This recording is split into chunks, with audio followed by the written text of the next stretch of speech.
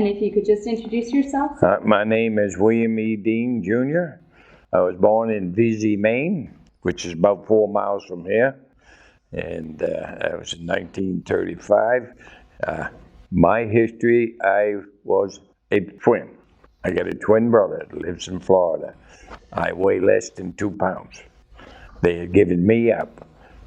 The doctor didn't think I'd live, but my grandfather took me, kept me in a oven that kept me warm and fed me. And it wasn't long before I caught up to my brother. That's it. That's what that happened then. Then, when I was 5, my father and mother divorced, and my father took me and my brother right off the front lawn and lived in D.C. That's where I went to D.C. So in D.C., as I was growing up, I lived with my aunt, I lived with other people, and I lived in a boarding house. It's like that. And then, of course, in 1942, my father got drafted. So after he was drafted, I went and lived with my aunt in Orono for a couple of years, and then I went and lived with my grandmother for a while. By the time I was 12, my father got married again, and he sent for us boys to come home, and we moved to Maryland. And that's where I grew up most of my teenage years in Washington, D.C., in Maryland. Now, I worked for Greyhound. When I was 18 years old, I started working. I was still in high school, and I started work for Greyhound Lines. Worked there for, 3 years, and then, well, actually not 3 years. I worked there for a year, and then the draft board come along and said, so what I did, when I got the draft notice, I went down to the draft board, and I says, when you drafted me, and they said, we're going to draft you next year. And I said, can I go now? And so I put me and my brother's name on there. I went back to home. I told my brother, we're leaving in October. So October 1954, I went down to basic training. Now, I took what they call 6 months of basic training. I took regular basic training, and I went back another 6 or 8 weeks for another advanced infantry training, because we were training to go to Korea. I got to New Jersey to board ship, and they says, we're sending you boys to Germany. So I presume it's because my brother and I were together, why they wanted to send us. That's the only thing I presume, So we spent 18 months in Germany. I carried a 30 caliber machine gun on my shoulder for 18 months. And that's where the case was, where my brother's girlfriend that he went to high school with, and sent him a Dear John. But my brother stayed in 35 years. Yeah, he was Sergeant Major. Me, I got as far as, say, Spec 5, as far as getting, same thing as a sergeant, but I didn't give orders. Then one of my stories is that I got married, a German girl.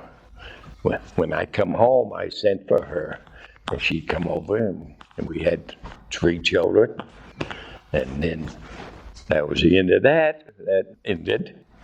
And then I got married again when I moved to Maine. Now, she went to California, and I came to Maine because I wanted to see my mother.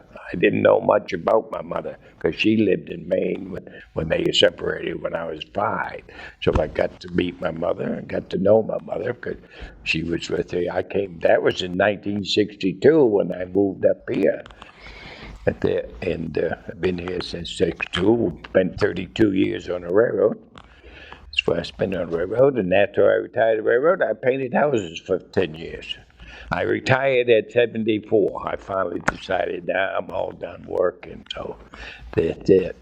And then one of my very exciting things besides getting married, I fell in love with a young lady over there, GIs away from home.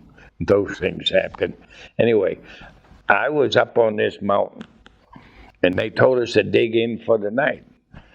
So there was an indentation in the ground. I said, I won't have to dig so deep because there was already a hole started there. And I dug that hole.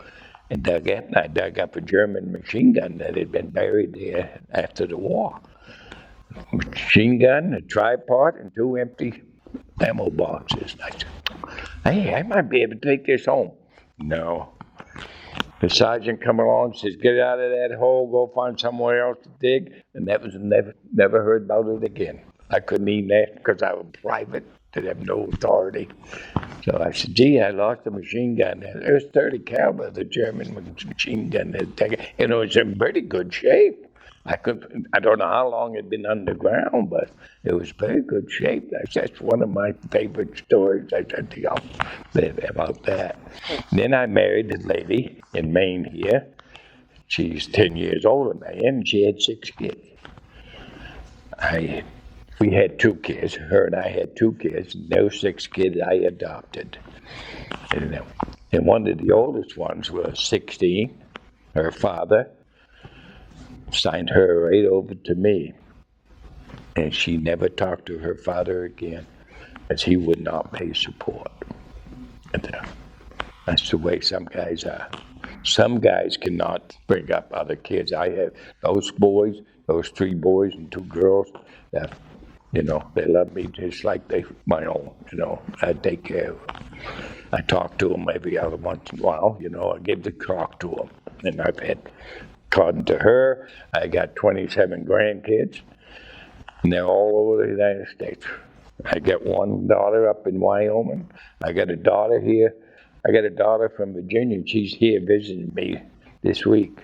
Yeah, and then I got 2 boys in Texas, 1 boy in Manchester, New Hampshire, and the rest are around here. Here in Maine, so I get to see them all, I can't get to Virginia or Wyoming right now because I'm not allowed to drive without somebody with me. So I had to have somebody go with me because I have a pacemaker. Keeps me going. That's what keeps me going, keeps me happy. Yeah, that's it. So, you get anything else? Absolutely. Is there anything specific about your military training or experience that you really carried on throughout life? Or? I didn't. The military, I had no problems with training. I didn't, because I grew up on the streets more or less, I did everything there was to do. Was into something all the time with boys, and so I had no trouble training. I enjoyed the training, especially the physical side of it, I mean, you walk 20 miles every day out there, because we was all in maneuvers out there in Germany, because I was there when we occupied it, so we did whatever we wanted to do. You wouldn't believe some of the stuff that they'd done over there. So you were in West Germany? Yeah, I was in Nuremberg. I was stationed in Nuremberg. That's where I was stationed. Just outside 10 kilometers from Nuremberg was a town named Fürth. And that's what I was at. And then they had another base, what they call Zerndorf, 2 little bases. Those bases are still open today because I run across a soldier, because I'm a troop greeter too at the airport. I meet the troops coming and going, and I met some of the guys that had been to those places, because I asked them if they've been to Germany. I get talking to them and find out where they at. They ever talked to one. He'd been to that base that I was stationed on back in 1955. So stuff like that, because I'm always looking for a young man or a girl with the name Dean. I get my pictures with them, and I've got quite a few pictures of Dean boys. Even twins we had. Yeah, I've had boys come through, so that's quite a thing, So when you originally were told that you were going to be drafted, you were being trained to go over to Korea. So how did you, and you just found out when you were about to be shipped off that about to ship, that I wasn't going to Korea. I said, oh, thank you.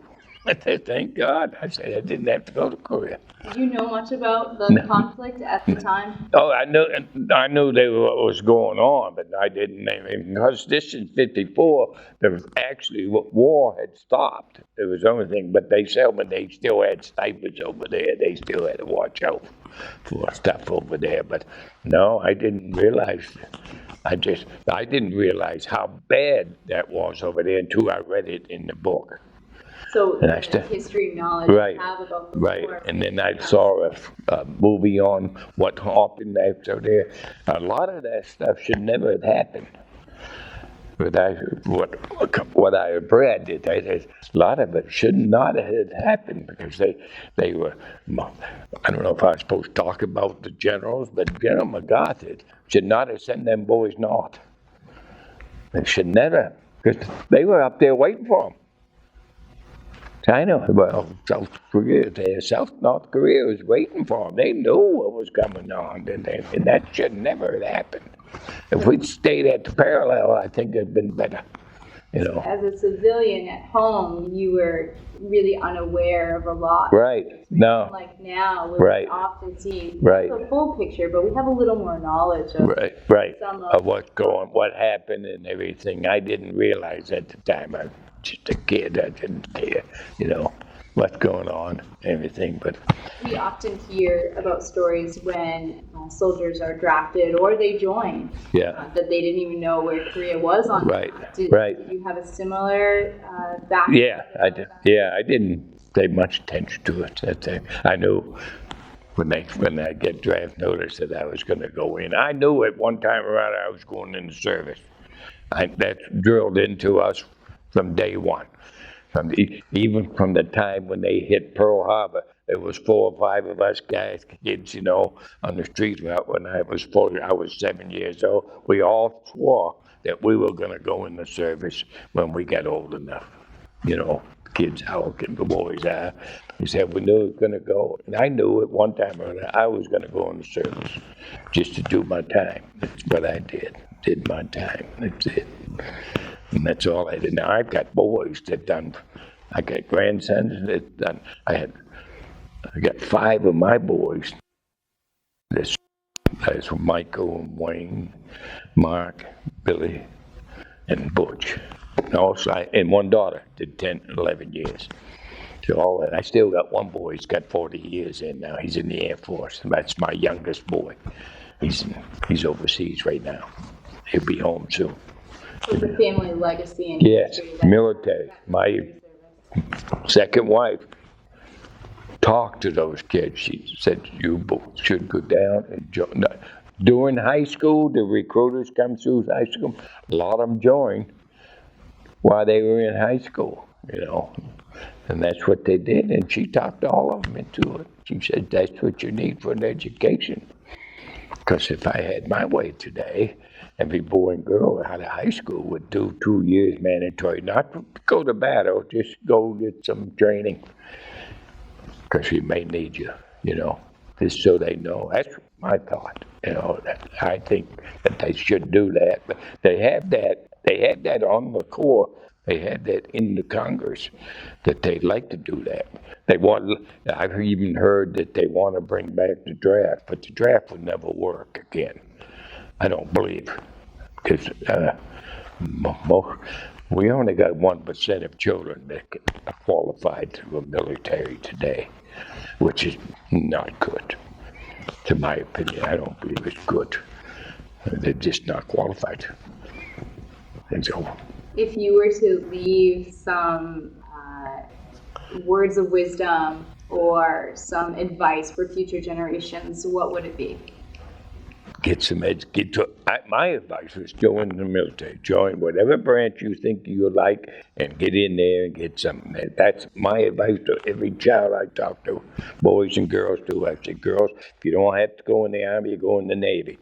I said, get some education from the military. You will be a lot better off.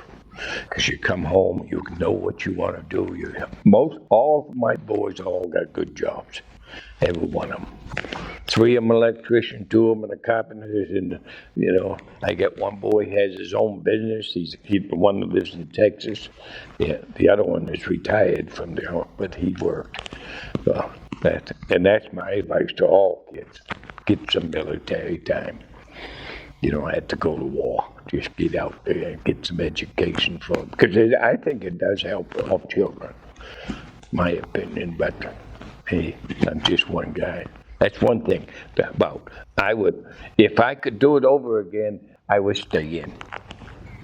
So why did you choose to leave? I got married.